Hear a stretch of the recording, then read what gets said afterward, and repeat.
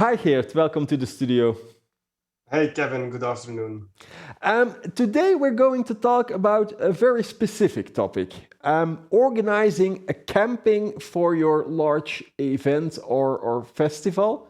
And I notice I say large, maybe it doesn't need to be large, I don't know. It doesn't have to be large. Of course, there's always, the same as like in a festival, at the campsite, there is also economic reality. So you have to have a certain size to make it profitable. But yeah, you can build small and big campsites, of course. What I wanted to talk to you about here, because you work for Festicamp, and Festicamp is, and correct me if I'm wrong, maybe I should let you answer that question. What is Festicamp? Well, Festicamp, it's in the name. Festicamp is a campsite or a festival campsite production company. So basically, we are doing the same like a production company, or we always explain it like an architect. What an architect is doing with a building, we will do with a campsite. So we produce, we build, we design, we operate, and so we deliver the whole package in terms of festival campsites. Okay, if you look at a festival campsite, what are the major things as a festival organizer you need to be aware of, maybe the biggest pitfalls that you need to be aware of when organizing such a thing? Well, there is one or basically two big pitfalls. The first thing, that the problem is a festival campsite, it looks the same as a festival, but it's a little bit like skiing and langlaughing. It looks the same. You do it in winter and you do it in snow, but it isn't the same. There are more differences than things who are the same. And that's the most common mistake which festival promoters make when looking at their campsite. You have an idea and it looks all very easy and you think, oh, we're going to apply this idea, but it will work, possibly your idea and on your festival, but at the campsite things are different. So that's the biggest thing. It's different. It's not the same. It's a different thing.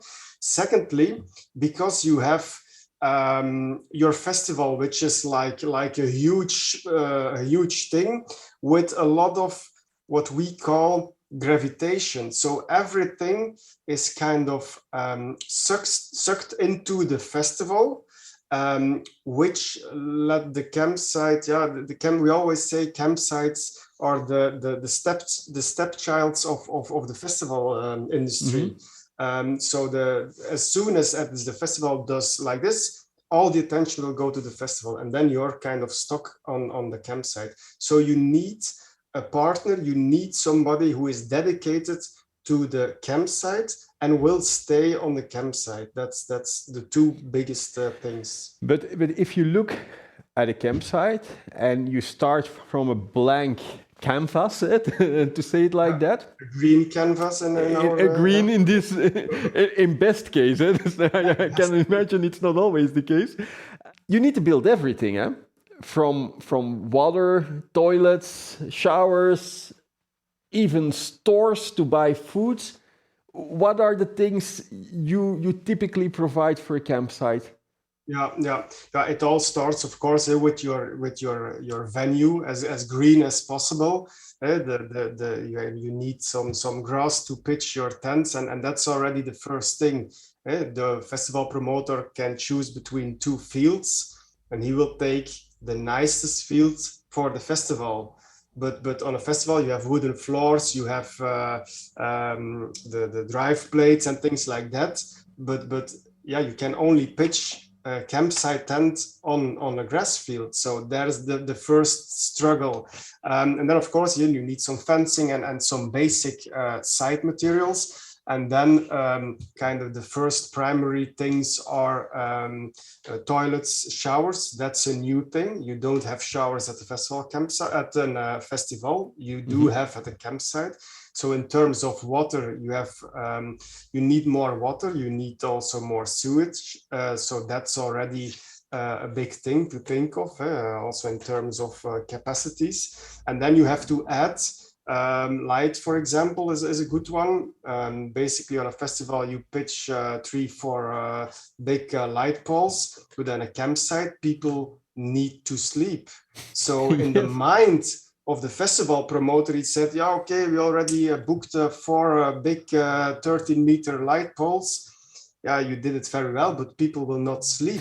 So no, if such a thing is above your tent. yeah, but it seems logic. Yeah, it's just pitching 4 light poles. No, it isn't just pitching 4 light poles, because the more light you have on a campsite, the more mayhem it is, because the people don't sleep. If you make it a little bit more dark, people will be calm and they will go asleep, and you will have a very easy night. And then, of course, you need to look at food and beverage, at routing, safety a little bit. So yeah, the basic the things are in line with the festival. However, you need to approach it on a different angle. Yeah, but there are also less obvious things, like, for example, an info point explaining where everybody needs to be. Security, like you already mentioned, you want to have it quiet at night so people can actually sleep, which is not very easy, I think, if people come from a festival. Yeah, that's also one of the differences between a campsite and a festival, is the way people behave. You can be much more, how do you say it, more clear in towards things that you accept from visitors or not. But when somebody is, I don't know, fighting at your festival, you can just say, okay, go outside with the bouncers, like they say. But on a campsite, when you have somebody who traveled 1,200 kilometers from the south of France with his car and is drunk, will you put him on the street at 4 o'clock in a strange village or at a big highway? No, you can't just do it. So often we are in discussion with security, who says, yeah, this guy or girl, they need to go, but you can't put them on the street. Yeah, you can, but you don't want to. No, you don't want to take that responsibility. That's your problem. So like I say, everything looks the same, but you need to approach it with a different angle. I know a lot of the campings you organize is you also provide them with tents already available for rent. Is that the new trend in festival camping, that people don't bring their own tents anymore? Yeah, I think it was a new trend. I think it's not new anymore. We saw it because I live on campsites since 2003. So there you have also my age is now disclosed. And between 2010 and 2012, we saw that people, the need and the way people were camping at campsites, there was a kind of a shift. There was a higher demand for ease of use and a higher demand for comfort and extra experience. And those are basically the two things we, with FestiTent, my other company, we offer the ease of use. But then, of course, you have also the glamping, the bell tents, the lodges, and so on, which is basically another segment. So we always say you have the 3 segments of the campsite: the regular campsite, people who come with their own tent. Then you have the ease of use, the FestiTents, and then you have the glampings. It's like a city where you have a 2-star, 3-star, and 5-star hotel. And we think the market is growing. On average, we see between 2 and 3% of the population on an average campsite who is in a pre-pitched accommodation. But in England, our English colleagues, they already have 5-6%. And for example, at the Dreamville, Tomorrowland campsite, we see around 20% of the people is in a pre-pitched accommodation. So we think the market is huge in terms of pre-pitched accommodations. And it's very important to catch that train being a festival promoter. Now, if we were looking at it until now as the production, but you also have the operation of the camping. And I can imagine if you have several thousands of guests, you're even larger than the largest hotels. Yeah. And you also need to make sure people sleep in the right, well, they can decide in what tent they want to sleep themselves, obviously, but they have their own spots that needs to be assigned. You also have all that kind of, guest relationships going on, onboarding people and so on. Yes, indeed. Yeah, basically you are in a village with 7, 8, 9, 10, 12, 15,000 people, with fewer resources. You are in a temporary structure. You're basically in a field with some power and some water, and also the people are in a different status. I would say. They are there with their tent, so they are kind of exposed to nature, to the weather. They are drunk sometimes. They are bad prepared. They don't. It started to rain and they only bring a t-shirt, for example. So that are all things which you have to deal with and which you have to take into account when operating a campsite. And the hardest part of that is. And that's also a big difference with the festival. Your festival starts, for example, at noon and it ends at 1, 2, 3 o'clock. So basically, when you're at your festival, being a festival promoter, and you see after 5 minutes, we made a mistake, the bar, I don't know, is wrong, then you close your eyes and you wait for 12 hours, and then you have 12 hours to change, because then everybody goes home or to the campsite, and then you have your venue for your own, and you can do whatever. If you want, you can turn the main stage upside down if you have the. But then a campsite, it's opening on Friday at noon, and it closes at Monday, 24 hours. There is something. There is the need for something. People are need some things. So you never have kind of the save time or the pause to change things, which is also very, very difficult. And for example, crew catering, it's a little piece of the puzzle, but we have sometimes more people awake at night than during the day. So we need also crew catering at 4 o'clock in the morning, because people are working for 12 hours during the night. So if you are depending on the crew catering of the festival, you will have nothing. And that's also a discussion we have a lot with festival promoters, because you have breakfast, lunch, and dinner. But with us, breakfast is at 7 o'clock in the evening for half of our people. So that's an interesting, it's a different world.